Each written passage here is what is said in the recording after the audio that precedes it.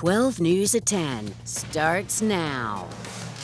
And welcome to 12 News at 10. I'm Troy Hayden. New tonight, an unusual animal rescue out of Santan Valley. You don't often hear about bears being rescued out of a palm tree, but that's exactly what happened. It was a bear cub pulled from a tree near Arizona Farms and Felix Rose. 12 News journalist Gabriela Becerra has our story. There have been several sightings of this bear wandering around Pinal County over the last week or so, but it wasn't until last night that a couple sheriff deputies saw him walking across this field and were finally able to catch up with him. A fugitive from the high country, on the loose in Pinal County. More than likely, the storms kind of brought him down here. A sighting was first reported at least a week ago. He's kind of just eluded us since. He's a little sneaky guy. And again a few days later. They're opportunists, they're omnivores. Could very well have been eating rabbits, could have been eating out of people's trash cans. So when a couple of sheriff deputies caught sight of him last Saturday night, they couldn't bear for him to get away. Some of them had lassos out and we weren't quite sure what they were chasing down, but then all of a sudden we just saw this bear run up the tree. And we were like, oh my God, there's a bear in the tree. The deputies called in backup. I'm kind of the Steve Irwin of the group. Deputy Ruben Quintana is no stranger to animal rescue calls, but even this one was out of his range. It's definitely a once-in-a-lifetime call. A bear cub hiding in a palm tree. He was moving his head around. He had the little ears poking and everything like that. Something out of a Disney movie. Eventually, Arizona Game and Fish tranquilized the bear and Queen Creek firefighters safely brought him down. Quintana got to hold the sleeping cub. I go to grab the bear from the fire department, and my hands kind of just sunk into the fur. Besides how he got here, there's one question on everyone's mind. We were kind of scouring around being like, oh, where's the mom? But Quintana says there's been no other bear sightings that he's aware of. He's fresh out on his own and just kind of enjoying the view and hanging out in the valley. The cub's rescuers named him Ted and even wanted to adopt him. I suggested that we should keep him as a narcotics bear. I think it would be way cooler than a narcotics dog. But they were forced to say goodbye, not without learning how to wrangle a bear. Nobody has an answer for a bear call, so we are going to be the subject matter experts whenever Pinal gets another bear. Officials tell us the bear is expected to be relocated to northern Arizona. In Pinal County, Gabriela Becerra, 12 News. Gabby, thank you. Police are searching for a suspect after a deadly shooting. A woman shot and killed at an apartment complex near 43rd Avenue in Thomas.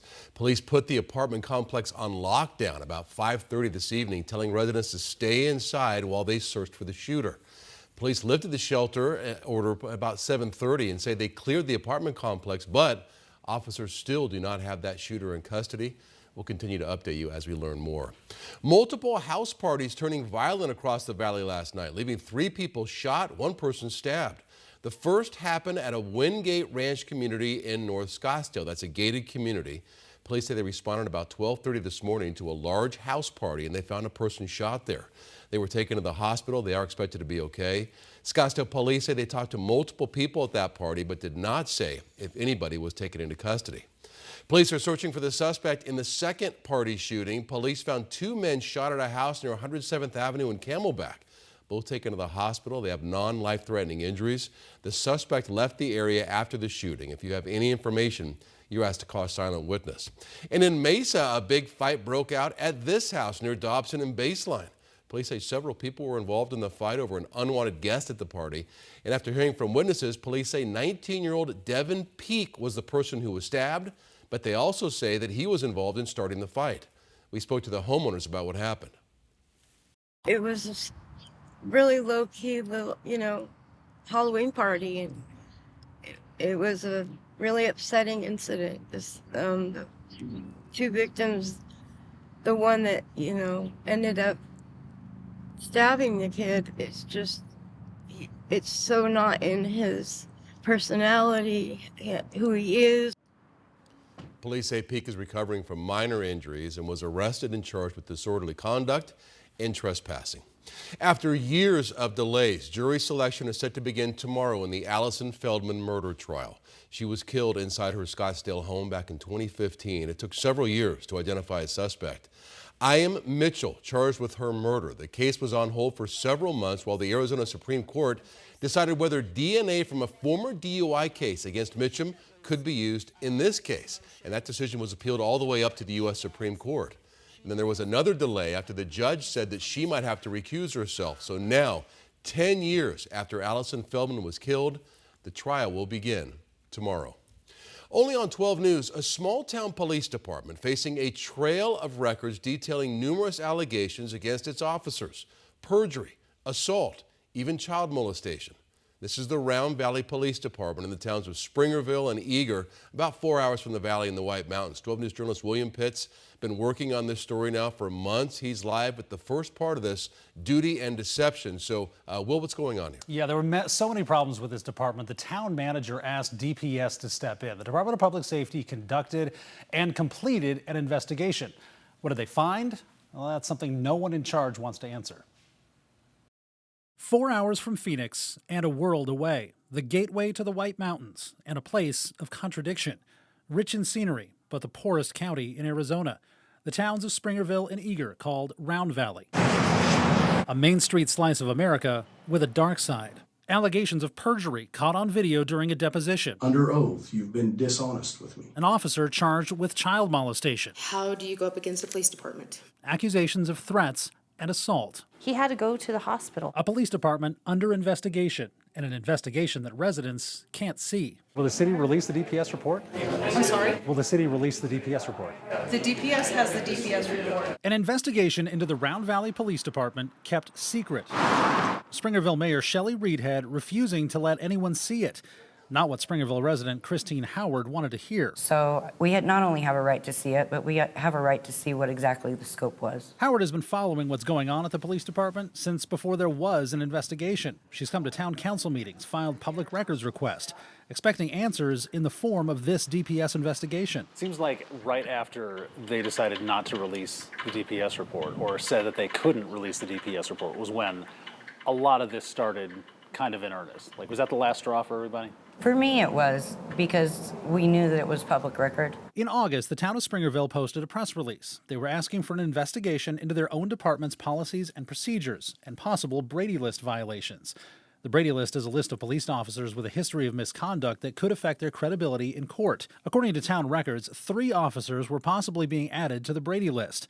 An email from the town manager in August said 6 officers had complaints filed with AZ Post, a state agency that issues police certifications.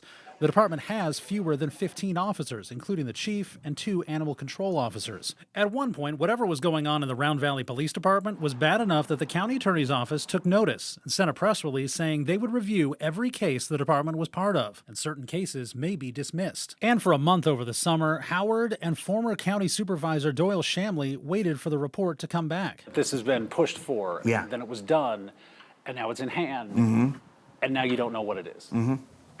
It makes you assume that it's worse than it probably is. Neither the town nor DPS has said exactly which incidents or even which policies and procedures were being investigated. When the report was finished on September 18th, the town of Springerville issued another press release saying the towns were not permitted to share copies, and the DPS had instructed them on the significant restrictions to the report. But a DPS spokesman told 12 News they misunderstood, and the DPS asked the towns to allow them to distribute the report through DPS public records. 12 News has requested it through DPS. The request has been processing for weeks. Springerville's town attorney doubled down, telling 12 News the report was not a public record. We've been told not to release it. DPS says you misunderstood what they said. That's not my understanding. Not only that, Mayor Shelley Reedhead told 12 News the town doesn't even have the report. You guys don't have it? No, we don't. She blatantly lied to you because we got it on Monday the 22nd. There's an email that we got with her on there. We got the same exact PDF. Springerville Council member Florencio Lozoya was standing right there next to the mayor. He's not only read the report, he still has it in his email, but he's not sure if he can release it. But Lozoya says the report is not what anyone expected. It wasn't thorough. In my opinion, like when I read it, I was like, where's the rest of this?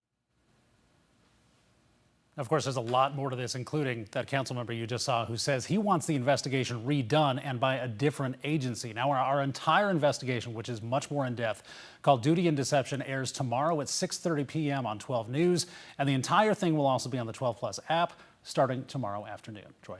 So is the DPS investigation done? Is it completed? It's done. We can't see it. And again, we've gotten 3 different stories. The first story was it's done and we're not allowed to release it. The second story was we don't have it. And the third story was we're just not going to give it to you. So it is done and it is sitting somewhere in a file somewhere, We just haven't gotten access to it, and neither has anyone else in the town. But serious allegations that have been thrown out there, officers basically not telling the truth in the middle of investigations, correct, and more. And a lot of that will come out tomorrow when we drop the entire investigation. But yes, there's allegations of perjury, there's allegations of assault, a lot more going on in this department than just this DPS report. We do know through a couple of different sources that the DPS report probably does not go into all of these allegations. It probably focuses very narrowly, but we know that there's a lot more going on. Yeah, for a very small department. Okay, well, looking forward to the report tomorrow. Governor Hobbs, one of many who gathered at the Salvation Army at the Kroc Center to celebrate the life of Alfredo Gutierrez, one of Arizona's early progressive voices. His wife Sharon spoke at the memorial following a reading of his obituary, and Governor Hobbs. Gutierrez passed away this summer at 79 after a battle with cancer. He rose from humble roots to become one of the most powerful people in Arizona politics.